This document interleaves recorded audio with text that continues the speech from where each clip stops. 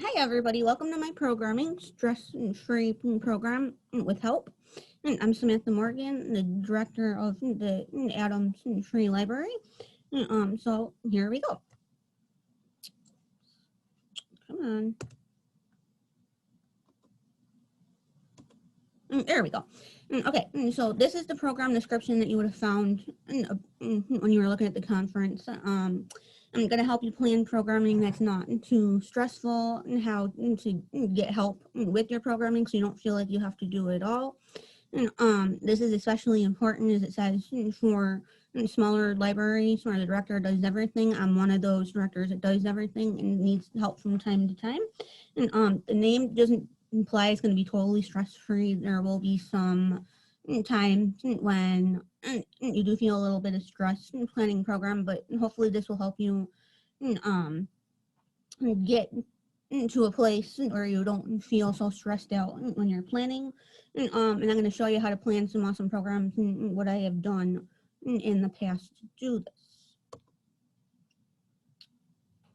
Okay. And here's a little bit about me. I'm a director of a small rural library. And this is my fourth year on the job, so I'm still kind of new at this whole thing. And my favorite types of books to read, and thrillers is a new thing now, and I love to read some fantasy. And I have a twin sister. I don't have any pictures of her in this, and I love musicals, and this little meme and chocolate shows a little bit about me. And I tell my sister and other people don't say chocolate and mint in the same sentence because those are my two really favorite things. Okay. Different types of library programming. You probably didn't realize this, which I didn't realize when I started as the director, that there are different types of programming. And I was always stuck on the traditional, which would be like the specific date and time, whether it be the recurring programs like story times or every Friday at 10 a.m., or if you specifically scheduled a program, say, as an example, which I actually did do a paint class on a Saturday, October 12th at 10 a.m. And so these people have to know the date and time to come, and sometimes they have to register, sometimes not. And the pictures show kind of like some of the programming they did at a specific date and time. And there's a couple of kids making slime at one program we did. There's a picture of the paint class from October 12th, and yes, that is me in the picture on the end, and painting away. You're doing the black cat from Hocus Pocus movie. And so I joined in with that class instead of just setting that up. And then the other is before the pandemic, it was our story time, and two of the little girls that always attended, and they are working on a craft in that project. And as a director, I didn't know that there was what some people call self-directed programming. And when I was researching this, I also noticed that people use the term passive programming, which I don't like because it seems like you're not doing anything. And stealth programming was another one term I found for this. I thought that was pretty cool. And my term was sneaky because people don't realize that they're actually doing a program. And this is what you would leave out with directions on a table, and people would just come in, write the directions, and do the activities. And then the newest thing that everybody's been doing now is the online virtual programming, and we're adapting to the change of COVID-19. And also in the newest programming I didn't mention, and I forgot to mention, take-home kits. That has been really popular with my library, take-home kits and crafts and activities put together and stick out in the hallway with a label, and people can come when they come visit the library, or if they know when the library is open, they can stop in and take home a craft, and they're not stuck to doing something on the computer. And the picture shown on this side is I did like a puzzle day, or just had puzzles out and we had people come in and just sit and relax and put together a puzzle. So and actually this I'm going to tell you how I stumbled on this self-directed programming. So there we go. Okay, and so I kind of stumbled on this whole concept of self-directed programming when I had planned a program, and it says right there, the Olympic Games in 2018. And I had planned like this whole day of cool, fun, Olympic themed activities.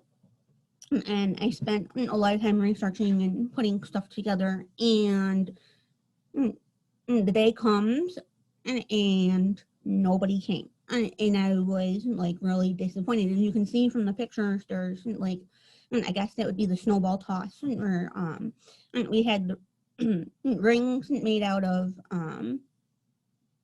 pipe cleaners with the Olympic theme, and then you have the cotton balls or puff balls you would use in crafting, and you would toss to see if you can get it in the ring.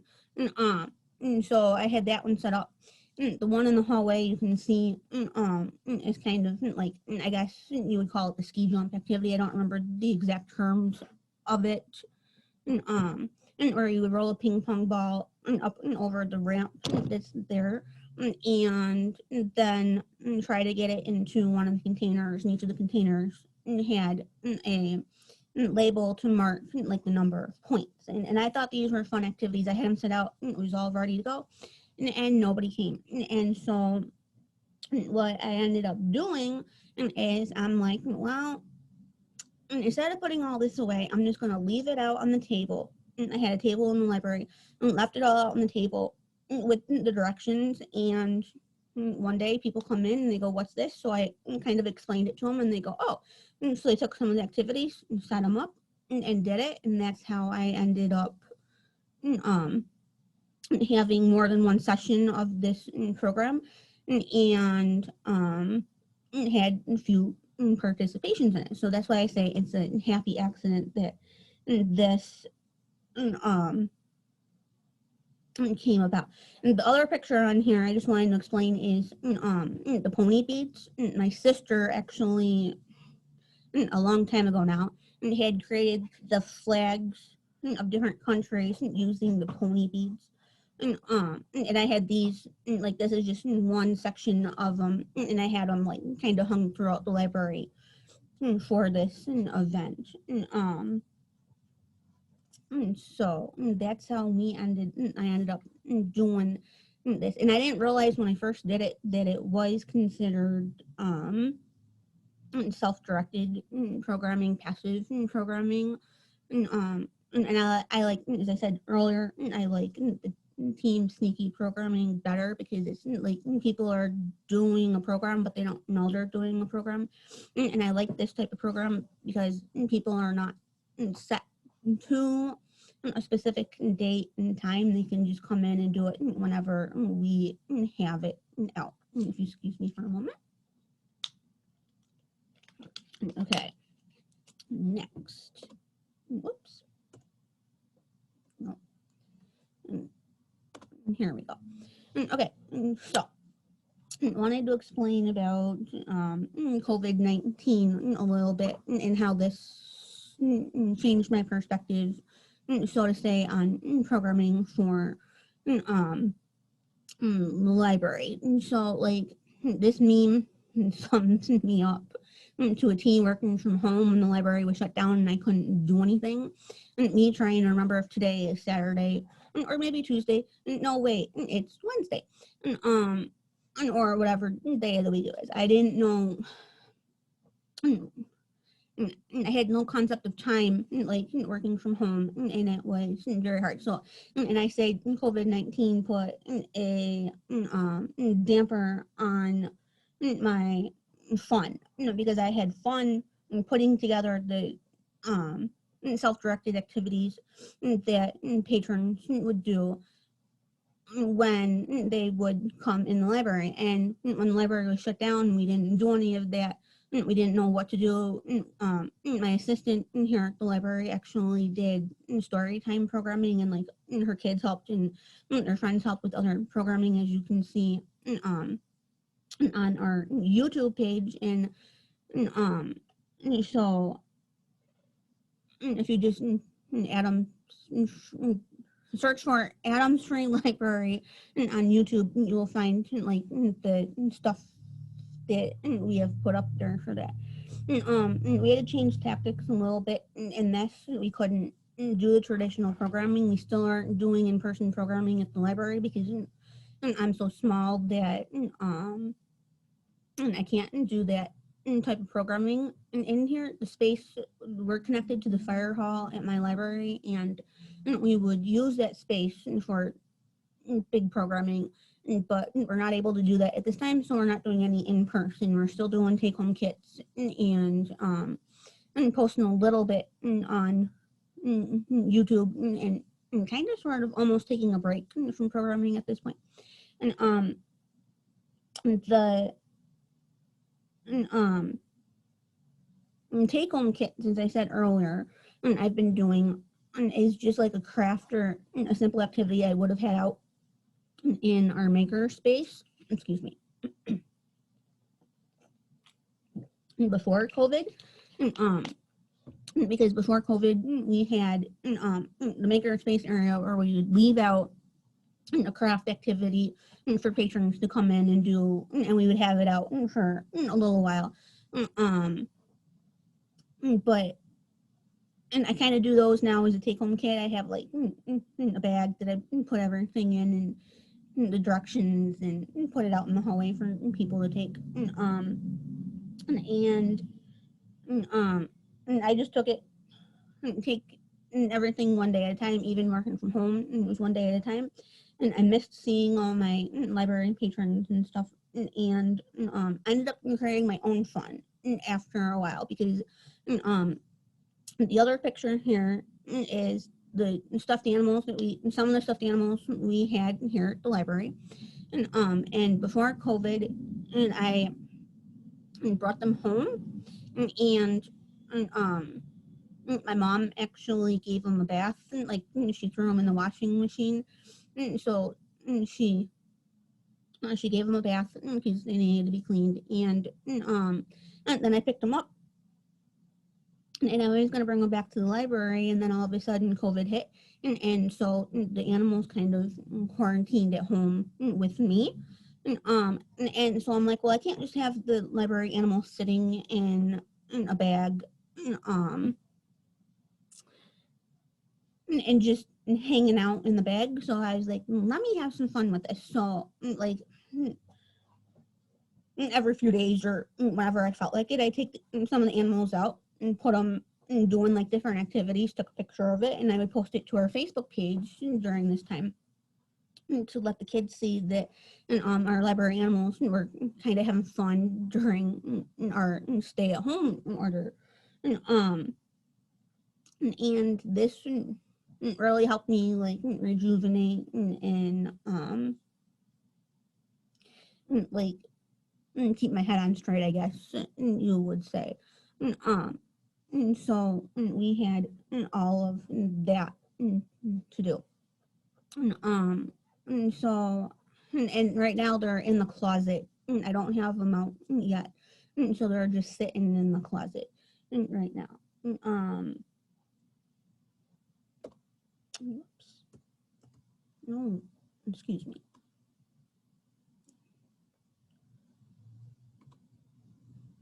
Okay.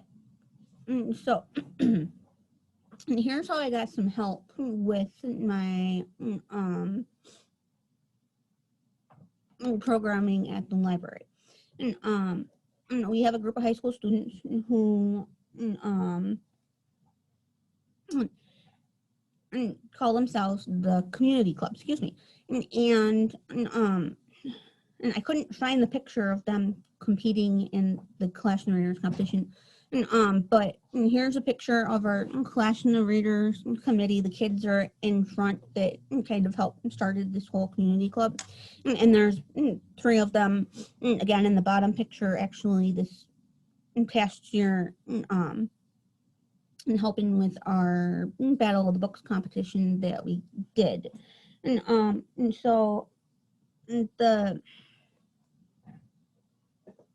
been really helpful in helping with our program planning and implementation.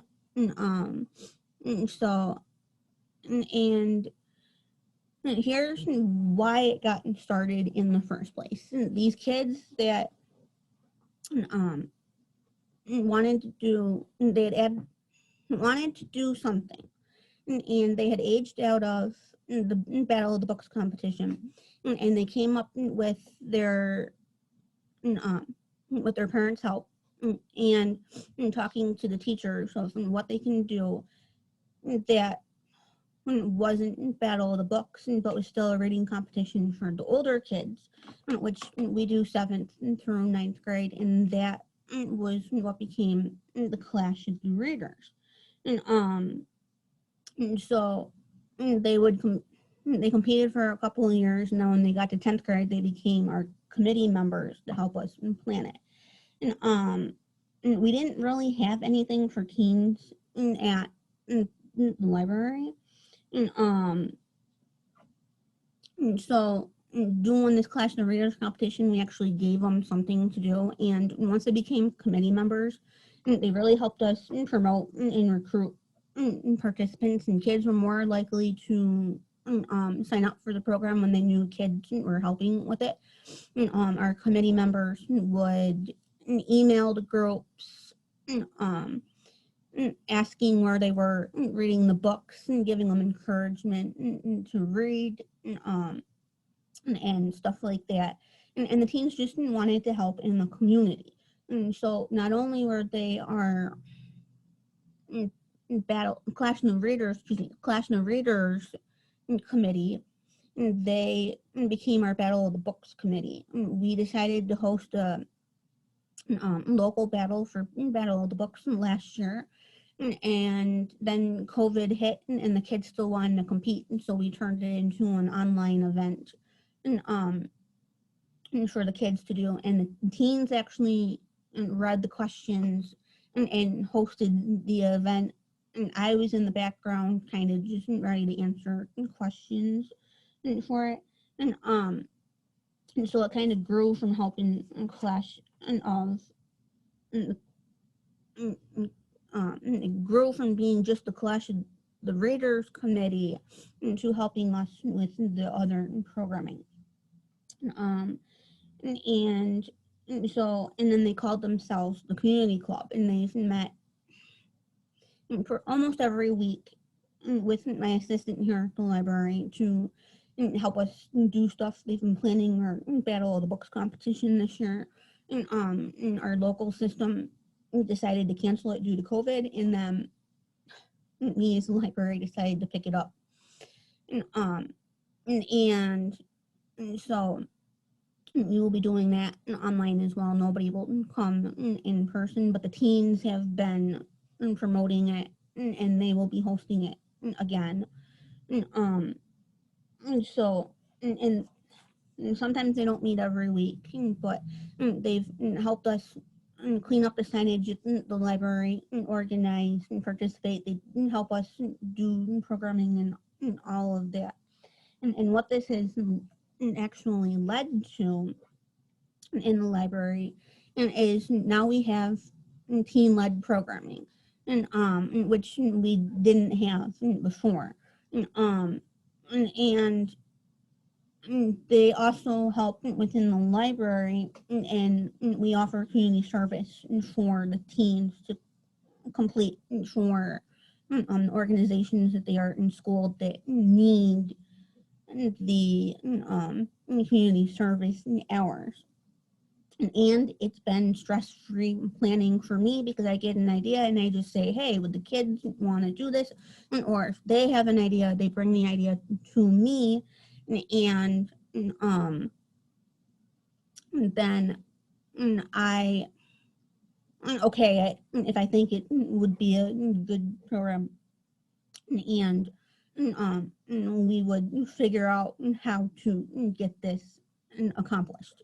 And so, and the picture here on this slide is our Rubik's Cube Club, which had started just before COVID. Um, and so we had one of the teens that was really good at solving the Rubik's Cube, so he wanted to create a club, so to say, and teach others how to do it. They've also posted videos on our YouTube page on how to do that as well.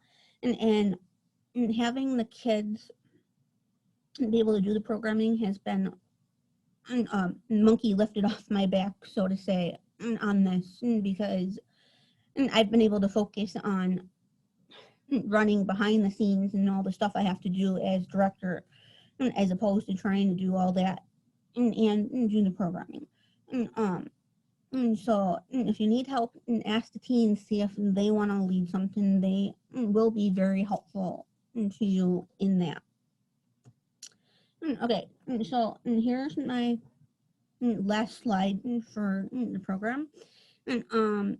Program planning doesn't need to be stressful. And I'm going to say that again. Program planning does not need to be stressful. So you can do anything you want for a program. If you find something that you want to do, write down the date and figure out how much time you have and do it in mini steps. And take it one day at a time, one step at a time. The biggest thing that I learned is not to take your work home with you. Separate your work from your home life. And I know that was difficult for me and probably for others when we were working from home with the pandemic. You didn't have like clear cut time. It was always running together. And what I end up doing is if something pops into mind when I'm home about the library, and I have a notebook where I just jot it down, and then I look at it when I'm at work and don't worry about what I'm going to do at home. So and delegate tasks. If you have somebody you can that can help you at the library, delegate it to somebody else. I'm lucky enough that I have one employee besides myself that I can dedicate and delegate tasks to. And she has been very helpful. She's the one that runs our community club. And if you want to see more on the community club, actually look at the YSS and current YSS newsletter that came out. And I have the story in there as well if you want to see that. And this meme is totally me.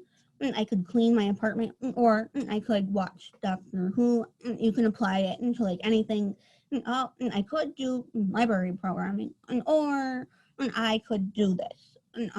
Whatever you want it to say, but this is like so totally me. And I would rather do anything than clean, or put stuff away. So there's always people that are willing to help.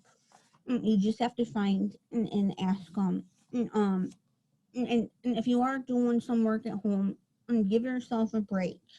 And, like read a book or do something else that will make it easy for you.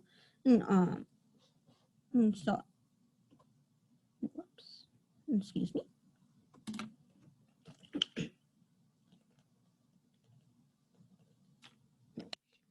Okay, so thank you for attending my program here. And here's my contact information, the street address and the mailing address for the library, my phone number. That's the same. You can fax me anything. That's the same number for faxing as well.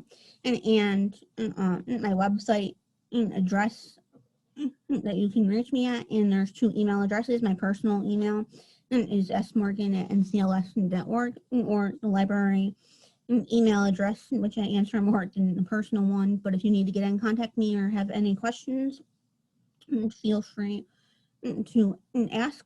I'm always willing to help others. And this is just a picture of the one entrance into my library where the book drop is on. But I'm in an old municipal building, so actually the windows you see is not actually the library. That's our state and police office in the same building. On the same side of the building in the back. So just feel free to contact me with any questions, and I'd be willing to help you. Thanks for joining. Bye.